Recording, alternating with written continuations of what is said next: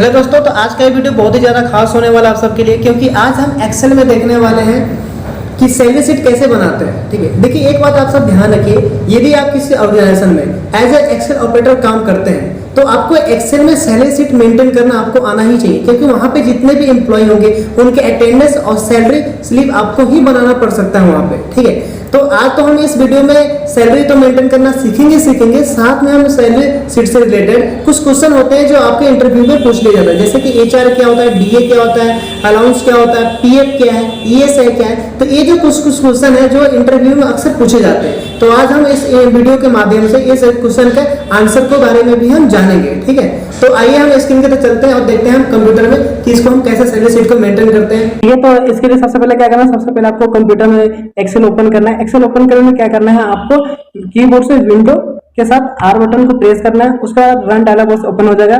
आपको यहाँ पर टाइप करना है एक्सेल टाइप करने के बाद कीबोर्ड से एंटर प्रेस करेंगे और आपके सामने एक्सेल ओपन होकर आ जाएगा। ठीक है, इस तरह से एक्सेल आपके सामने ओपन हो गया। अब क्या करना है, आप थर्ड रो में आइए, यहाँ पे आप लिखें, सबसे पहले आप नेम लिखें। ठीक है, एम्प्लॉय नेम लिख सकते लिखिए। ठीक है, उसके बाद लिखिए डेजिग्नेशन। ठीक है, डेजिग्नेशन लिखने के बाद आप लिखेंगे बेसिक सैलरी। ठीक है, बेसिक सैलरी लिखने के बाद आप लिखेंगे अटेंडेंस। ठीक है, अटेंडेंस लिखने के बाद आप लिखेंगे सैलरी। ठीक है, सैलरी लिखने के बाद आपको लिखना है एचआर है। ठीक है, एचआर लिखने के बाद डीए लिखना है। ठीक है, डीए लिखने के बाद आप लिखेंगे टीए। ठीक है, टीए क्या होता है, ट्रेवलिंग अलाउंस होता है। ठीक है, उसके बाद लिखेंगे ओवर टाइम इन आवर। ठीक है, उसके बाद आप लिखेंगे ओवर टाइम अमाउंट। ठीक है, ओवर टाइम अमाउंट लिखने के बाद क्या लिखना है, आपको लिखना है यहाँ पे ग्रोस सैलरी। ठीक है, ग्रोस सैलरी लिखेंगे। ग्रोस सैलरी लिखने के बाद लिखना है आपको पीएफ लिखना है। ठीक है, पीएफ के बाद आपको लिखना है ईएसआई। आपने ईएसआई लिखा, उसके बाद लिखना है आपका इन हैंड सैलरी। ठीक है, उसका लिखना है इन हैंड सैलरी, ये आपको लास्ट में होगा आपका इन हैंड सैलरी। उसके बाद क्या करना है, आपको कीबोर्ड से माउस से आप इसे सिलेक्ट कर लीजिए। सिलेक्ट करने के बाद क्या करना है, आप इसके फॉन्ट साइज को इंक्रीज करना है। तो आप देखिए फॉन्ट साइज पाइए, यहाँ पे फॉन्ट साइज पाने के बाद इसके फॉन्ट साइज को 16 कर लेंगे, इसे आप बोल्ड करेंगे। उसके बाद आपको इस पर क्या करना है, आउटसाइड बॉर्डर लगाने, तो बॉर्डर पर आप क्लिक करें और आप इसे ऑल बॉर्डर कर दो, सही रहेगा। ऑल बॉर्डर कर दिया हमने। ठीक है, उसके बाद ये जितने भी इसके कॉलम के देख रहे हैं, कॉलम के विड्थ क्या है, किसी का कम है किसी का ज्यादा है, तो आप इस कॉलम के विड्थ को आप थोड़ा एडजस्ट कर लीजिए। उसके लिए क्या कीजिए, इसको सिलेक्ट करेंगे। सिलेक्ट करने के बाद क्या करना है, आपको फॉर्मेट पे जाना है। फॉर्मेट पे जाने के बाद आपको क्या करना है, यहाँ से आपको ऑप्शन मिलेगा ऑटो फिट कॉलम विड्थ। आप इसे क्लिक करेंगे तो ऑटोमेटिक कॉलम का विड्थ क्या हो, फिट हो चुका है। ठीक है, अब यहाँ पे देखिए नेम है, नेम थोड़ा सा आगे कर लीजिए और डेजिग्नेशन भी थोड़ा सा इनकी जा रखिए। अब देखिए यहाँ पे हम नेम लिखेंगे सबसे पहले, जैसे मान लीजिए मुझे लिखना है अमन लिखना है, तो आप यहाँ पे अमन लिखिए। ठीक है, उसी तरह से जो भी नाम लिखना है, किशन, ठीक है, अमित, सनोज, मनोज, ठीक है, पप्पू,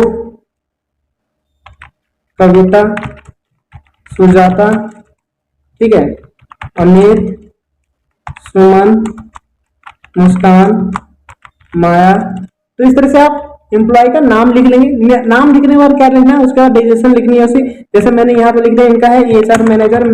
ठीक है, तो हमने एचआर मैनेजर लिख दिया। ठीक है, ये है सेल्स एग्जीक्यूटिव, तो आपको लिखना है इसको सेल्स एग्जीक्यूटिव।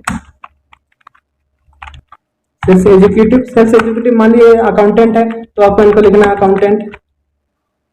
ठीक है, अकाउंटेंट लिखने के बाद मान लीजिए ये स्टाफ है हमारे, तो इसको स्टाफ लिख दीजिए। ठीक है, जो स्टाफ है उनका स्टाफ लिखेंगे।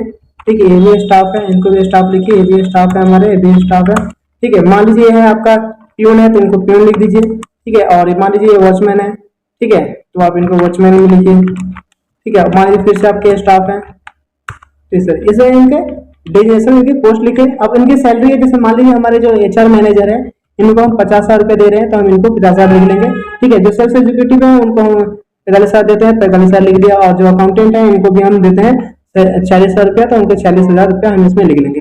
जो स्टाफ है हमारे, स्टाफ को हम 35,000 रुपए दे रहे हैं, तो हमने यहाँ पे स्टाफ पे लिख दिया 35,000 रुपया।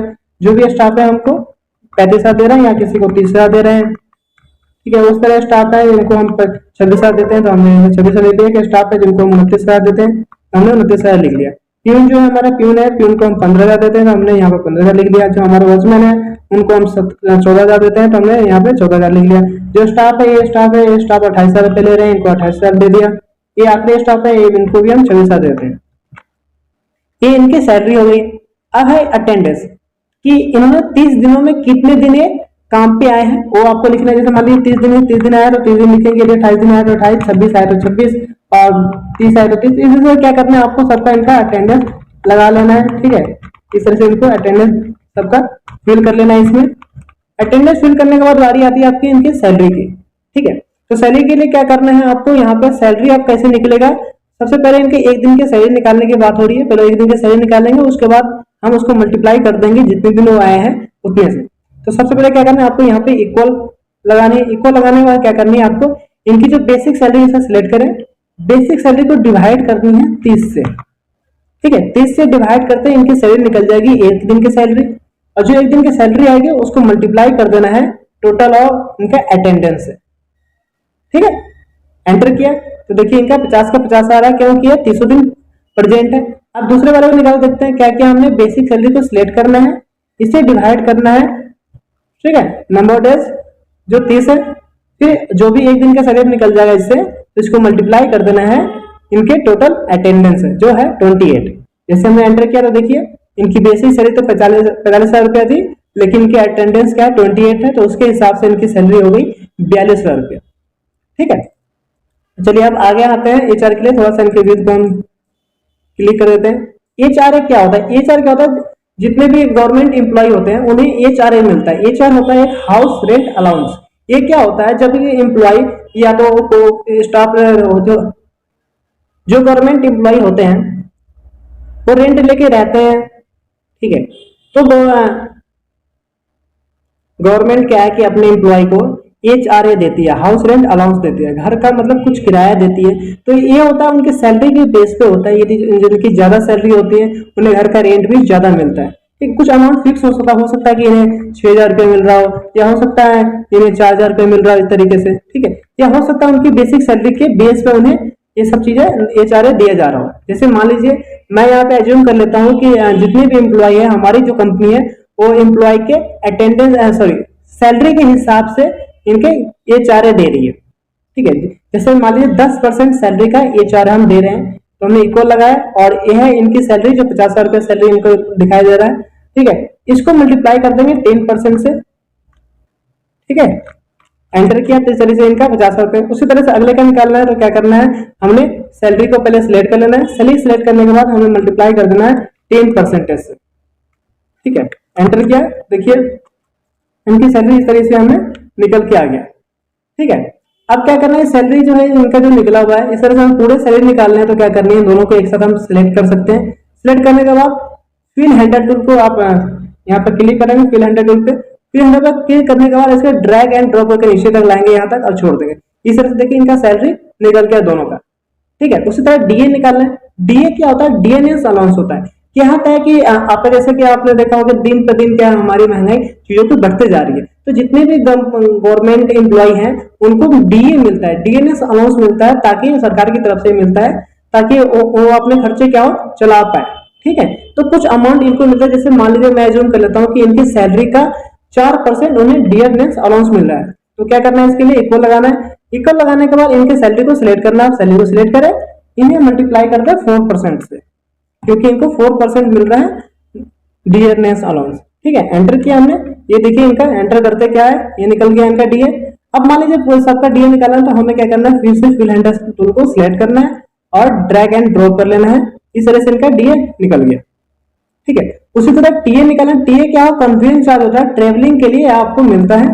ठीक है, तो यदि आपको टीए निकालनी है तो क्या होता है कि जब आप गवर्नमेंट एम्प्लॉय हैं या किसी प्राइवेट मल्टीनेशनल कंपनी में काम कर रहे हैं, तो कंपनी क्या है आपको कुछ अमाउंट देती है आपको आने जाने कन्वीनियंस चार्ज के तौर पे। ठीक है, जैसे मान लीजिए आप 3% या 4% या 5% तक मिल सकता है आपको। ठीक है, या मैं आप चाहे तो मैनुअली आप तो उन्हें गवर्नमेंट आपको फिक्स कर सकती है कि आपको 6,000 रुपया, 4,000 रुपया या 3,000 रुपया आपको मिलेगा। मैं टीए देख लेता हूँ कि सपोज डेट मैं टीए समझता हूँ कि 3% मिल रहा है, तो सैलरी को सिलेक्ट करना है और 3% से मल्टीप्लाई कर देना है।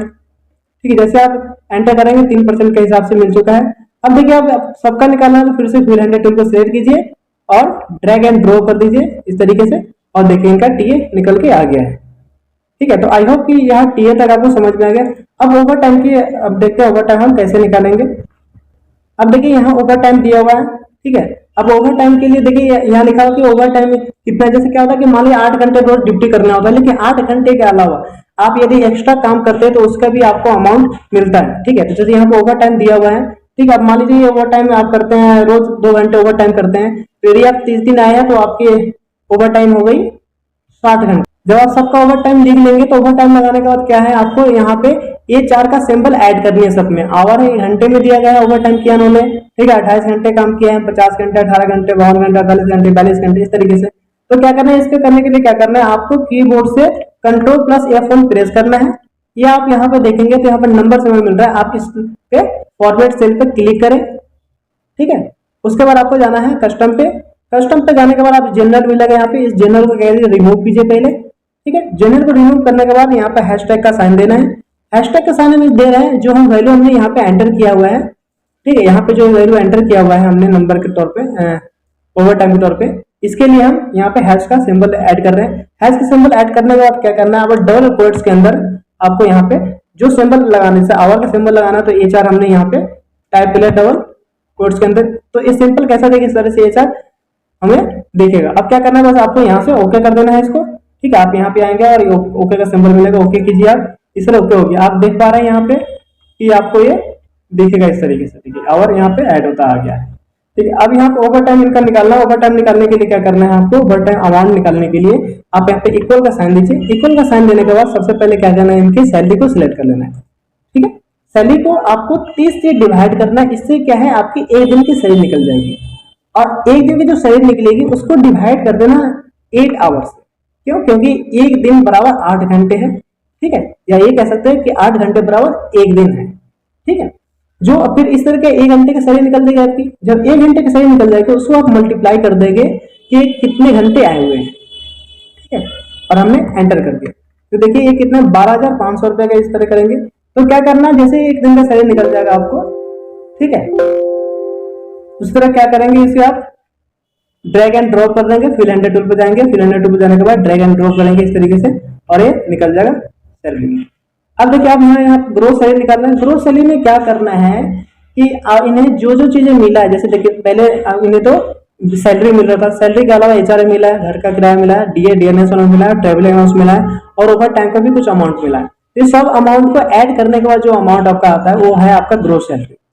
आप इसके लिए इक्वल का साइन लगाएंगे। यहाँ पे इक्वल का साइन लगाने के बाद क्या करना है, आपको सैलरी को पहले सिलेक्ट कर लेना है। सैलरी को सिलेक्ट करेंगे, फिर प्लस का साइन लगाएंगे, फिर प्लस का साइन लगाने का आपको HR देना है, HR को लेंगे। ठीक है, फिर से प्लस का साइन लगाएंगे, फिर से आपको DA देना है तो फिर से आप DA का साइन लगाएंगे। ठीक है, फिर से आपको TA सिलेक्ट करेंगे। इस तरीके से देखिए आप यहाँ से ऐड हो चुका है। अब फिर से प्लस देने के बाद आपको ओवर टाइम की जो अमाउंट हुआ उससे भी ऐड कर लेना है। ठीक है, ऐड करने के बाद क्या करना है, सिंपली आपको एंटर प्रेस कर देना है। कीबोर्ड से आप एंटर प्रेस करेंगे और देखिए इनका जो ग्रोथ सैलरी है वो निकल के आ गया है। ठीक है, अब बाकी सबका निकालने के लिए फिर से आपको फिल हैंडल टूल को अप्लाई करनी है। यहाँ से ड्रैग एंड ड्रॉप कीजिए, छोड़ दीजिए, इस तरह से फिल हैंडल टूल से यह निकल के आ चुका है। ठीक है, अब आगे आती है आपका PF के लिए। ठीक है, तो PF हम कैसे निकालेंगे यहाँ पे। ठीक है, PF निकालने के लिए क्या है, सबसे पहले से सिंबल को थोड़ा सा वो एडजस्ट कर लेते हैं हम इस तरीके से। ठीक है, PF क्या होता है, पहले PF समझ लेते हैं। PF होता है, इसका फुल फॉर्म आप देखें तो PF को कहते हैं प्रोविडेंट फंड। ठीक है, क्या होता है कि जो आपके सैलरी से हर महीने कुछ परसेंट डिडक्ट होते रहते हैं, और ये जब रिटायर होते हैं तो रिटायरमेंट के तौर पे आपको PF आपको वापस कर दी जाती है। ठीक है, या पहले भी आप इसे अपने PF को निकाल सकते हैं अपने बैंक से। ठीक है, ये आपके अकाउंट में ऐड होता रहता है। ठीक है, तो PF निकालने के लिए ज्यादा कंपनियां क्या है, 12% के आसपास लगभग PF हमारी कटती है। ठीक है, तो इक्वल लगानी है और आपको सैलरी को सिलेक्ट कर लेना है। ठीक है, जो आपकी सैलरी है सैलरी सिलेक्ट करना है और इसके आप मल्टीप्लाई कर देना है 12% से, क्योंकि आपकी 12% सैलरी जो डिडक्ट होगी। ठीक है, उसी तरह ESI निकालना है, तो ESI निकालने के लिए भी क्या करना है, सिंपल से इक्वल का सिंबल लगाना है, सैलरी को सिलेक्ट करना है और मल्टीप्लाई करनी है। जो आपकी ESI होता है वो आपकी करती है आपके सैलरी से 0.75%। 0.75% आपकी सैलरी से हर महीने कटती रहती है ESI। अब ESI क्या होता है, ESI एक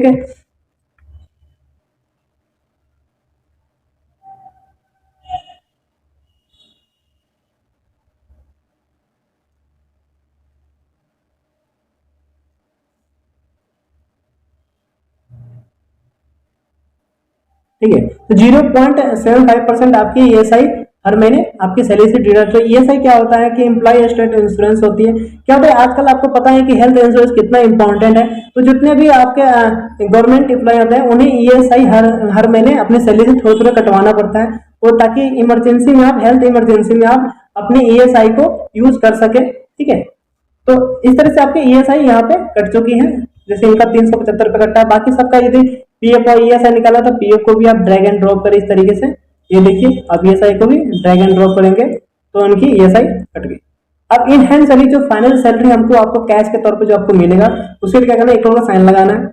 आपकी ये सैलरी थी जो ग्रोस सैलरी आपको मिल रही थी, अब इसमें से आप माइनस करेंगे पीएफ को, क्योंकि पीएफ आपको मिल नहीं रहा है बल्कि कट रहा है। ठीक है। फिर माइनस करेंगे और ईएसआई। ठीक है। तीनों पे सिलेक्ट करने का माइनस करने के बाद क्या करना है, आपको बस एंटर प्रेस करना है और आपकी जो सैलरी मिलना है वो है आपकी इन हैंड सैलरी। ठीक है। फाइनल आपकी सैलरी यही मिल रही है। ठीक है। ड्रैग एंड ड्रॉप इस तरीके से। ठीक है। इस तरह से आ गया। अब क्या करना है, इसे हमें थोड़ा सा एडजस्ट कर लेते हैं, सजा लेते हैं। ठीक है। डेकोरेट करने के लिए क्या, सबसे पहले इसे आप सिलेक्ट करें। सिलेक्ट करने के बाद यहाँ पे मर्ज एंड सेंटर का ऑप्शन मिलेगा, इस पर आप क्लिक करेंगे और इसको आप मर्ज एंड सेंटर कर लीजिए। आप यहाँ से कलर कर सकते हैं। ठीक है। इसे बोल्ड कर लीजिए, इसका साइज को इंक्रीज कर लेंगे। ठीक है। अब यहाँ पे लिखने हैं हमें सैलरी शीट। ठीक है। हम यहाँ पे लिख लेते हैं salary sheet for July month या जुलाई 2023 लिख देते हैं। ठीक है। इस तरीके से अलाइनमेंट कर लीजिए, फॉन्ट साइज थोड़ा इंक्रीज कर लीजिए इस तरीके से। आप चाहें तो थोड़ा सा और इस रो के हाइट को इस तरीके से। ये देखिए सैलरी शीट 2023 का। अब ये जो है 2023, इस कलर को हम टेक्स्ट कलर को चेंज कर लेते हैं। टेक्स्ट कलर को हमने चेंज कर लिया इस तरीके से। ठीक है। हमारा जो हेडिंग है, मेन हेडिंग को सिलेक्ट करें हम। ठीक है। अब इसके हम कलर कर लेते हैं इस तरीके से। ठीक है। फॉन्ट साइज को हम सॉरी यहाँ भी रह गया थोड़ा सा, तो हम इसे भी कर लें, और सॉरी पीछे भी छूट गया तो इसको हम मर्ज एंड सेंटर ऐसे कर लेते हैं। ठीक है। इस तरीके से।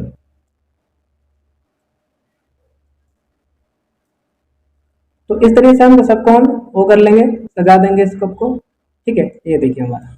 अब देखिए इसमें हमें किसी को कलर करना है, जैसे अटेंडेंस को कलर करना है तो सिलेक्ट करेंगे, और आप इस तरह बैकग्राउंड में कोई कलर करना है तो आप इस तरह से इसके बैकग्राउंड में कलर कर सकते हैं। यदि इस पर बॉर्डर लगाना है तो आप सिलेक्ट करें और बॉर्डर अप्लाई कर सकते हैं, इसे बोल्ड कर सकते हैं। इसके अलाइनमेंट को सेंटर में लाना है तो टेक्स्ट को आप सेंटर में लगा सकते हैं। फॉन्ट साइज इंक्रीज करना है तो आप फॉन्ट साइज को भी इंक्रीज कर सकते हैं। ठीक है। इसकी फॉन्ट साइज इंक्रीज करना है तो आप फॉन्ट साइज इंक्रीज कर सकते हैं। ये सब उतना इंपॉर्टेंट नहीं है। ठीक है।